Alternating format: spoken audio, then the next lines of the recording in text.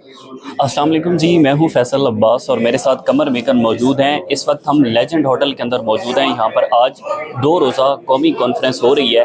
ये 2 रोज़ा कौमी कॉन्फ्रेंस के अंदर सबसे बड़ा सरप्राइज़ इस मौजूदा हुकूमत के लिए और मौजूदा रजीम के लिए क्या है, क्योंकि जिस सूरत हाल के अंदर ये कौमी कॉन्फ्रेंस हो रही है, इसका जो पहले मकाम है वो आसमा जहांगीर ऑडिटोरियम था। फिर उसके बाद जो है वो इस मकाम को चेंज करना पड़ा। चेंज किया गया इस वजह से कि जो मौजूदा रियासत है उसको ये कौमी कॉन्फ्रेंस और आइन पर बात करना जो है वो काबिल कबूल नहीं था। फिर सुबह के औकात में हमने देखा कि जो रहनुमा हैं उन्होंने दरवाजे फैलांगे और वो यहाँ पर पहुँचे। इस वक्त जो लेजेंड होटल की रिसेप्शन है हमारे अकब में आपको नज़र आ रहा होगा।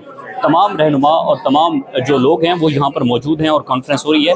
कमर मेकन साहब, ये कैसा देखने इसको सरप्राइज़ तो है मौजूदा हुकूमत के लिए कि इतनी रुकावटें तमाम तर चीज़ों के बावजूद कॉन्फ्रेंस जारी है। देखिए फैसल अब्बास खैर साहब, हुकूमत को मशवरे देने वाले पता नहीं कौन सूरमा बैठे हुए हैं।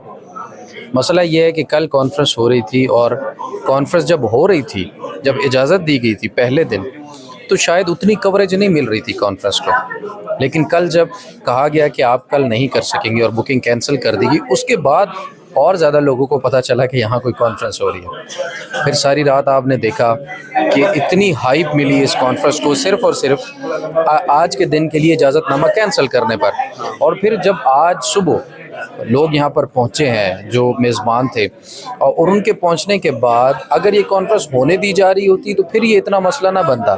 इसको रोक कर इसकी अहमियत को मज़ीद जो है वो ज़्यादा कर दिया गया। मज़ीद मीडिया में भी उसको हाइप मिली। और अब जिस जगह ये कॉन्फ्रेंस हो रही है, ये इस होटल का मेन लॉबी है, जहाँ से गुजर कर तमाम लोग अपने अपने रूम्स में, ऊपर रेस्टोरेंट में, लिफ्ट में, रिसेप्शन, ये इधर कैफ़े, हर जगह जाते हैं। और अब वो तमाम का तमाम जो लॉबी है, आपके पीछे देख सकते हैं, पूरा लॉबी इस वक्त भरा हुआ है। और अब ये हुकूमत अपने पाँव पे खुद इन्होंने कुल्हाड़ी मारी है इसकी कैंसिल करके जो वो थी मामलात। और फिर सुबह से जो मैजिस्ट्रेट हैं वो बाहर घूम रहे हैं कि जी मैं इसको गिरफ्तार करूँगा, मैं उसको गिरफ्तार करूँगा, आपने ये गैर कानूनी काम किया है। भाई गैर कानूनी काम तो ये है कि 2 दिन की बुकिंग होने के बावजूद 1 दिन की बुकिंग कैंसिल कर दी गई। पैसे उन्होंने दे दिए हैं, उनके पास रसीदें हैं, उनके पास तमाम तर मामलात है, और आप कह रहे हैं कि गैर कानूनी और आईनी काम तो ये है। और ये कह भी रहे हैं कि हमारे ऊपर जो है वो बहुत ज़्यादा प्रेशर है। देखिए उन्होंने कहा है कि हमारा होटल बंद होने का खदशा है, हमारा होटल जो है वो सील कर देंगे और जुर्माना करेंगे करोड़ों रुपए का, कि हमें धमकियां मिल रही हैं कि इस चीज़ को रुकवाएं वरना हम करोड़ों रुपए का आपको जुर्माना करेंगे। और पता है ये होटल किसका है? ये होटल मलकियत है, या आप यूँ कह लें कि वकला का हॉस्टल हुआ करता था, और अब ये सुप्रीम कोर्ट बार एसोसिएशन जिसके प्रेसिडेंट मियाँ रऊफ अता साहब है, ये उनके अंडर होटल आता है। ये सुप्रीम कोर्ट बार एसोसिएशन का होटल है, उनका ये हॉस्टल था, अब इसको होटल बना दिया गया है। और आसमा जहांगीर ऑडिटोरियम, आसमा जहांगीर साहिबा के नाम से मंसूब जो ऑडिटोरियम है, उसके अंदर आज आइन और कानून की बात करने से रोका गया और उसको ताले लगाए, उसको ताले लगा दिए गए। आज यकीन माने उसको ताले लगाकर ये साबित किया गया है कि आइन और कानून, यहाँ पर आइन और कानून नाम की कोई चीज़ नहीं है। और मेरे पीछे अभी थोड़ी देर पहले अखवंज़ादा हुसैन अहमद है, जो इस तर्जुमान भी हैं इस अलायंस के, उन्होंने कहा है कि मजिस्ट्रेट जो है ना वो कह रहा है गिरफ्तार करूँगा, तो आ जाओ भाई गिरफ्तार करो। उसने कहा गैर एलानिया मार्शल लॉ तो ये होता है कि आइन और कानून के मुताबिक मुल्क को चलाने वाले जो हैं, मुल्क को चलाने की कोशिश करने वाले, मुल्क को चलाने की बात करने वाले, उनको आइन और कानून की बात करने से रोका जा रहा है। अंदाज़ा करें। और फिर कहते हैं कि जी जमहूरियत है। मतलब जमहूरियत एक ऐसा मजाक ढोंग बनाया हुआ ना इस मुल्क के अंदर कि जिस तरह मर्जी आप जमहूरियत का नाम लेकर अब यार बंद कमरे में भी जो है वो कोई बात करने के लिए, आइन कानून की बात करने के लिए बंद कमरे पर भी पाबंदी है। लेकिन मैंने वो थोड़ी देर पहले एक ट्वीट भी किया था।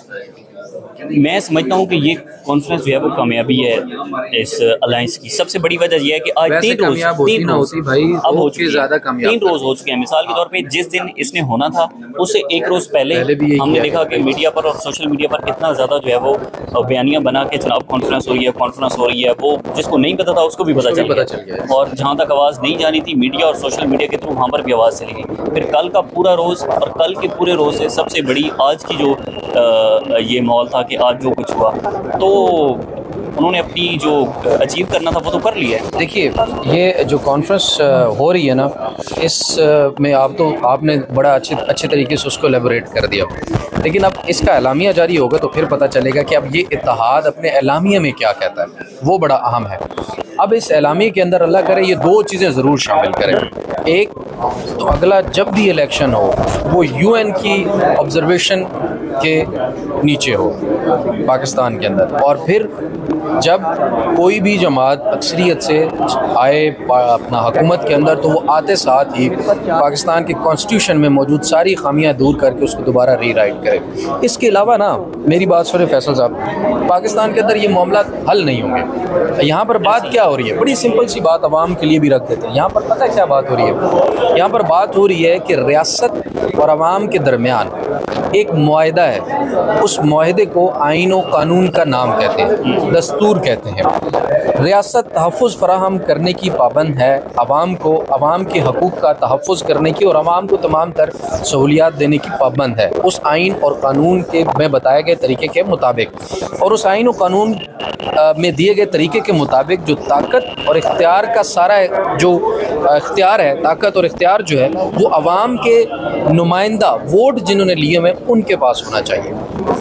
यहाँ पर ये कहा जा रहा है कि उस आइन और कानून जो कि एक मुआहदा है आवाम और हुकूमत के दरमियान, उस मुआहदे पर अमल दरामद हो, क्योंकि इस वक्त अमल दरामद करवाने वाले खुद ही इतने ताकतवर हो चुके हैं कि वो इस आइन और कानून की तबाही का सबब बन रहे हैं, इस आइन और कानून को वायलेट कर रहे हैं, वही आइनी और कानून शिकनियाँ कर रहे हैं। तो यहाँ पर ये बात हो रही है कि भाई उस मुआहदे को ऐन उस मुआहदे के मुताबिक ताकत और इख्तियार जिसके पास होना चाहिए उसी को दिया जाना चाहिए। बहुत शुक्रिया कमर विकन साहब। मैं चाहूँगा कि थोड़े से हम विजुअल जो है वो अपने नाज़रीन को दिखाएं।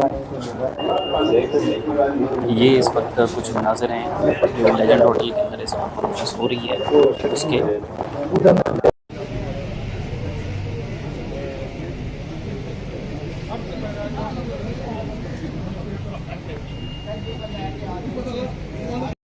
अस्सलाम वालेकुम जी, इस वक्त हम लेजेंड होटल के अंदर मौजूद हैं और तकरीबन 11 बज रहे हैं। यहाँ पर जितने भी तरीके तहफ़्फ़ुज़ आईनी पाकिस्तान के रहनुमा पहुँचे थे उन्होंने तमाम तर रुकावटें तोड़ने के बावजूद लेजेंड होटल का जो रिसेप्शन है, ये यहाँ पर लेजेंड होटल का रिसेप्शन है और यहाँ पर बाकायदा तौर पर जो 2 रोज़ा कौमी कॉन्फ्रेंस थी उसका आगाज़ कर दिया गया है। जो सारा मीडिया है, मीडिया को यहाँ पर लगाया गया है। उमर अयूब साहब हों, महमूद खान अचकज़ई साहब हों, अखवंज़ादा साहब हों, तमाम लोग इस वक्त सेशन का बाकायदा तौर पर उन्होंने आगाज़ कर दिया है। डिजिटल मीडिया के लोग भी यहाँ पर मौजूद हैं।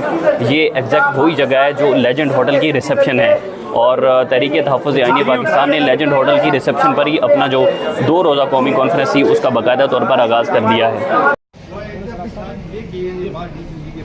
अस्सलाम वालेकुम जी, लेजेंड होटल के बाहर से इस वक्त तकरीबन 10:45 का वक्त है और उमर अयूब साहब पहुंच चुके हैं, साहबजादा हामिद रज़ा साहब यहाँ पर पहुंच चुके हैं, महमूद खान अचकज़ई साहब हों, अखवंज़ादा साहब हों, उसके बाद मिफ्ता इस्माइल और जो शायद खकान अब्बासी साहब हैं वो तो इससे पहले पहुँचे हुए थे।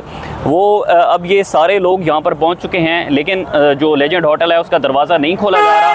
सिक्योरिटी जो है वो बड़ी सख्त है, उसके बावजूद बारिश भी बहुत तेज़ हो रही है यहाँ पर। लेकिन इन्फॉर्मेशन ये है कि जो तहरीक इंसाफ है उसने अपने मज़ीद वकला को यहाँ पर लेजेंड होटल के बाहर इस वक्त तलब कर लिया गया है। 10:45 का वक्त है और ये इस वक्त ताज़ा तरीन सूरत हाल है। जो डिजिटल मीडिया है वो भी यहाँ पर बड़ी तादाद में पहुँचा हुआ है, मीडिया से गुफ्तगू भी की जा रही है।